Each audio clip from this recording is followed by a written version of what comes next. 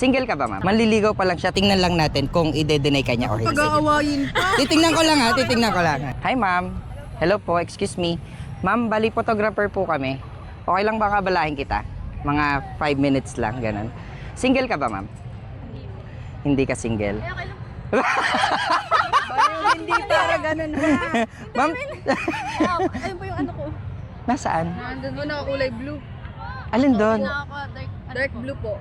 Yun, yun. Opo. Ano, manliligaw pa lang po siya. Manliligaw pa lang siya tapos dito mo nasasagutin, ganun.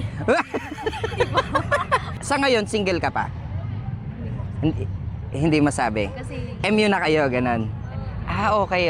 Ma'am, okay lang ba nalalapitan ko siya? Hindi ko sasabihin na nilapitan na kita. Titingnan lang natin kung ide-deny ka niya or hindi. Pag-aawayin pa. Titingnan ko lang ha, titingnan ko lang. Yung nasa taas, yung nasa taas. Hi sir. Hi sir. Hello po. Bali, photographer po ako. Nagawa kasi ako ng content.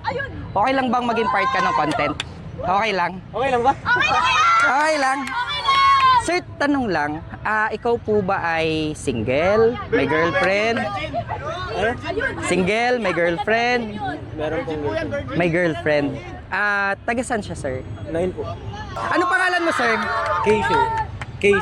Sir, okay lang po ba na isama ko siya sa photoshoot mo? Tapos pag-partnerin ko kayo? Okay lang? Tara na, sir. Actually, sir, kausap ko na siya.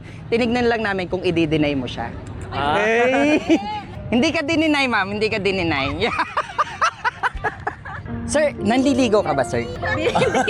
hindi pa. Hindi pa. Hindi pa po. Pero gusto mo siya?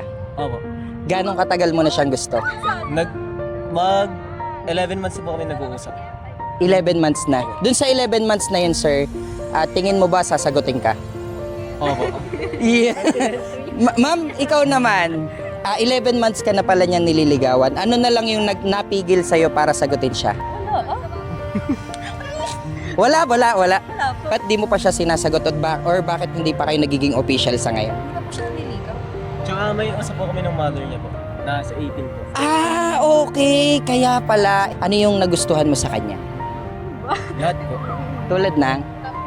Personality, hindi lang po looks, personality, yung kakulitan niya po, tsaka po yung pagiging caring niya po. Okay. Ano naman, ma'am, yung nagugustuhan mo kay sir? Ganun din po sa akin, yung personality niya rin po. Tsaka, aside po sa personality niya, hindi po kasi siya yung one-sided lang na tao na makikinig lang po sa isang sa'yo. Kumbaga, pinapakinggan niya po ng tumakas. O tsaka maganda yun na nasunod kayo sa payo ng mga magulang nyo na study first muna. No? Pero pwede nyong gawing inspirasyon yung bawat isa habang nag-aaral. Forward nga kayo dito, couples. Dito tayo sa part na to. Dito lang sa part na to. Pasayos mo yung paa mo. Yan, dyan lang. Tapos hawak kamay lang. Holding hands lang. Naka-ganon ba sa silip sa isa't isa, tingit. Pero para alam mo yung para maglalakad ka. Oo. Ang ganda ng shot! Kasi parang ang nangyayari ngayon ay para kayong magkaibigan, Mas paano nyo pa mas napapatibay yung friendship nyong dalawa sa ngayon? Since bawal pa naman kayong maging official, gano'n. Pagiging pagbabalance po ng namin. Bukod po sa studies, yung loyalty po namin sa isa't isa. Tapos yung pag-intindi po namin sa isa't isa. Tapos yung pagmamahal po namin sa isa't isa. Ano nga pangalan mo, ma'am? Sorry? Luis Isabel po. Isabel. Si sir naman ay?